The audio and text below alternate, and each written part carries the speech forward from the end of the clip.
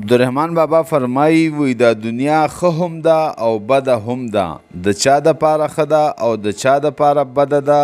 راځئ واورئ. وی دنیا ښه ده د هغو چې عبادت کړي د الله، په طاعت ورته ولاړ وي، همیشه تړلې ملا، او وی له حرامو یې پرهیز وي، مشغول وي په پنج بنا، او کلمه یې وي قبوله هم په جهر په اخفا. او وی د دنیا د کار د پاره فرض منځ نه کاندي قضا، هم صایم د رمضان وي هم زکات کاندي ادا. او که توان د حج رسیږي حج هم وکي پسې بیا. او وی دا پنځه بنا د دین دي چې بیان یې وکړو ما، نو چې یون په دا طریق وي هغه قصد اولیا. او وی دا دنیا د کمو کسانو د پاره بده ده. راځئ واورئ.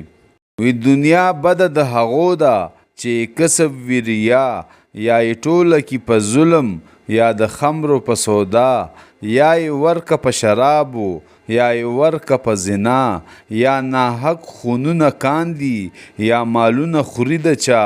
او عبادت که په ځان فرض د بادشاه د عمره، او حق باطل کا باطل حق کا په سبب د دې ریا.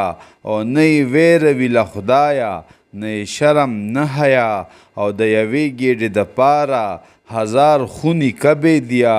او همیشه یې له ستمه واړه خلق وي په غوغا. او وی گوش او هوش هرگز نوی د مظلوم په جړه، او د فرعون په شانت ناس وي بے پروا او کبریا.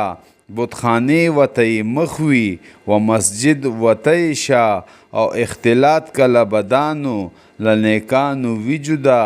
نوی رحمان ته پیخه مکړي خدایا هسې رنگ بلا.